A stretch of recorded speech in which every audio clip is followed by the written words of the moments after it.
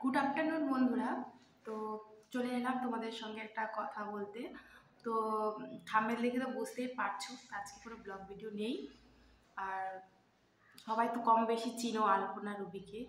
ওই দিদিভাইটা খুব সুন্দর ভিডিও বানাতো। আর সে, তার মা আর তার হাজবেন্ড তিনজনই ফানি টাইপের ভিডিওগুলো বানাতো, সবসময় ফানি। তো খুবই ভালো লাগতো। আর আমি তার একটা ফ্রেন্ড ছিলাম। তার ভিডিও আমি দেখতাম। মানে আমি ইউটিউবে 2 বছর থেকে ভিডিও করছি, মানে 1.5 বছর থেকে তার ভিডিওটা আমি দেখছি। আর খুবই ভালো লাগে। আমি সবসময় কমেন্ট করতাম, সবসময় লাইক করতাম। তো মারা গেছে, তো তোমরা কম বেশি সবাই জানো। তো ভাবছিলাম ভিডিও বানাবো না, কিন্তু না বানায় আর থাকতে পারলাম না। তো মানে মানে অসুখ ছিল। তো তুমি তো সবাই জানো, তাও আমি তোমাদেরকে বলতেছি। মানে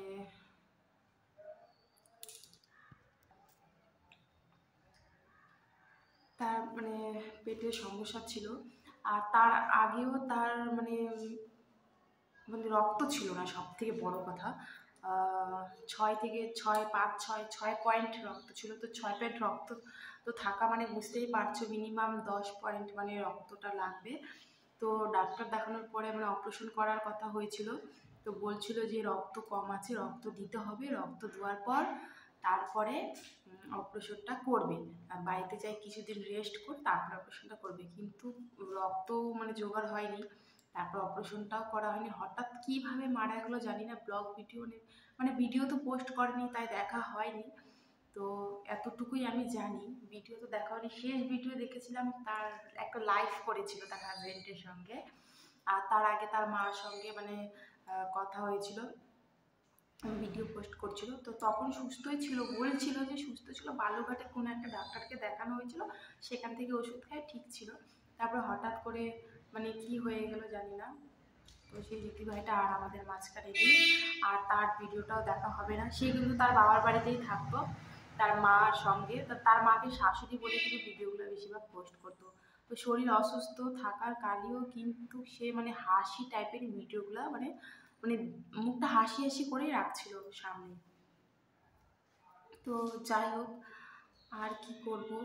সে দিদিভাই যেখানেই থাকুক, ভালো থাকুক, সুস্থ থাকুক, এইটাই ঠাকুরের কাছে কামনা করি। তো তার মার কি হবে সেটা আমি চিন্তা ভাবনা করছি। তার মার তো সেরকম কেউ ছিল না। তার মা এখন কিভাবে থাকবে, কিভাবে কি করবে জানি না। তো এটুকু তোমাদেরকে বলার ছিল, আর কিছু বলতে ইচ্ছা করছে না, ভালো লাগছে না। আমি ফট করে রাত্রেবেলা ভিডিওটা দেখি, দেখার পর খুবই খারাপ লাগে। ভিডিও অনেক দিন থেকে পোস্ট করে না, দেখবো দেখবো করে দেখা হয় না। তো চলো, ঠিক আছে।